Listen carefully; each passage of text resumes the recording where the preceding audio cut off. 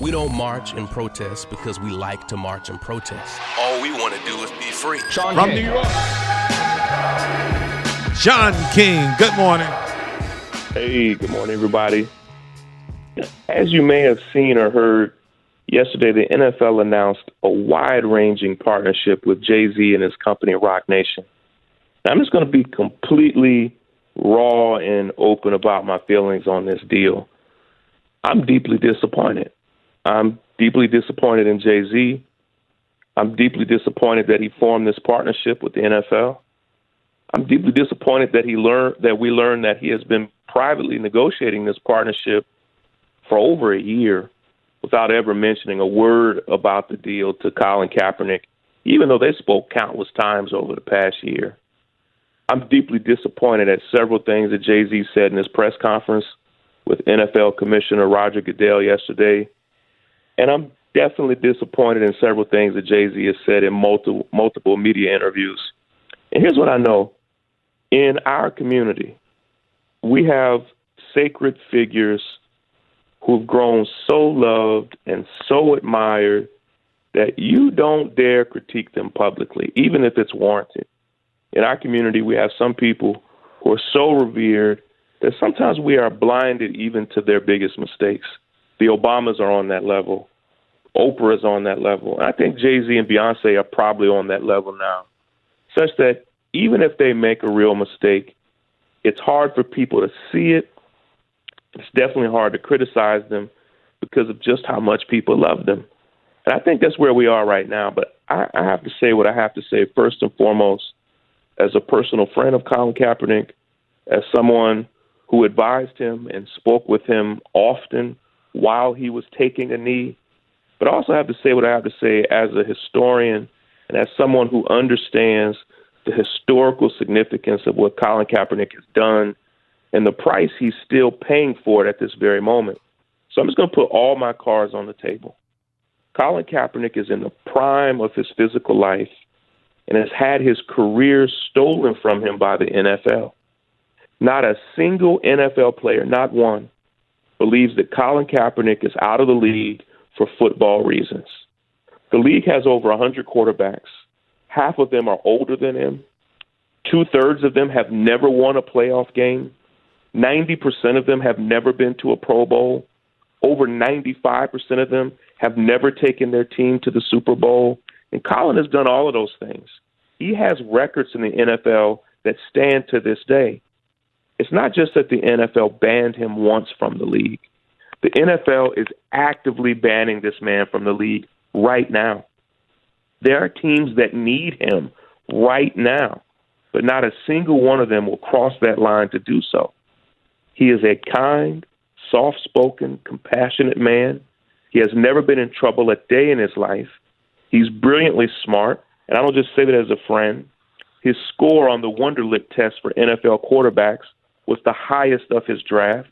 His grades were strong enough to get into Harvard and Yale. He got offers to attend the Ivy League. The man was literally going to grad school in his spare time while he was in the NFL, and yet he's still banned.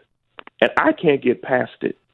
You cannot actively ban the most courageous athlete of our generation from the league while simultaneously saying that you care about social justice or that you care about police brutality and mass incarceration. You can't actively ban the man who sparked this conversation in the NFL in the first place. Ban him basically for sparking the conversation and say that you now want to continue the conversation, but without him, while you continue to penalize him for sparking it. Yesterday was actually the 3-year anniversary of the first day that Colin Kaepernick took a knee in the NFL. And for the NFL to make this announcement on that day, that they are now forming a new partnership with Jay-Z, to me is disgusting. And here's the thing, and I said that I was going to be real. If you are my friend, my true friend, I can't be friends with somebody who has done you all the way dirty. I can't be friends with somebody who literally stole your career if you're my friend. I can't be friends with somebody who is actively doing you wrong. And if you saw the press conference yesterday, Jay-Z and Roger Goodell look like old buddies. They loved each other. We learned this morning that they've met at least 5 times over the past year about this, regularly flying out to meet one another over and over again. This wasn't a deal that was made last week or last month. The New York Times reported today they've been working on the deal for over a year. And I'll close with this thought. I was particularly disgusted to hear Jay-Z say one thing. He said in an interview yesterday, "We're past kneeling." First of all, Jay-Z, you've never kneeled. And saying that we're past it is a slap in the face of brave men like Kenny Stills of the Dolphins and Eric Reid of the Panthers who are still kneeling. They're not past it. So how are you past it? But here's the deal. If any of this really surprises you about Jay-Z, then you haven't been listening to his music. He's a capitalist above all else. He's about profit above all else. And so this hurts, but it's not surprising. This is who he is. Take care, everybody. What did he say? He said, "I'm not a businessman. I'm a businessman." Yeah, that's who he is. I was disappointed that Colin Kaepernick settled on that collusion case because I wanted that thing to go to court to show everybody how they colluded to keep him out of the NFL, and they settled. Yeah, I mean, listen, I think the whole thing is complex. I spoke to several people who were there at the press conference yesterday, and many of them said that Jay-Z seemed earnest and sincere about wanting to push for social justice. I don't deny that. I don't. And I like many of the things that he's done, and I've supported some of those things. I've appeared in his documentaries. But here's the thing. You can't make a deal on social justice with somebody while they are actively penalizing the primary person that started the conversation, particularly if you call that person your friend. That's not a good deal. 2 questions. When he made that statement, did it mean that we're past kneeling, like we have to do something else?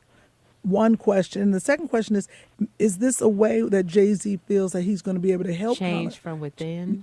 And help Colin?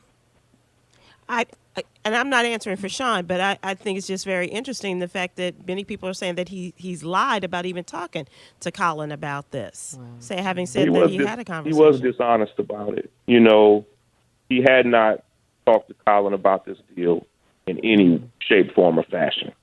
And later he said, I just meant I had talked to Colin Kaepernick, like, in general.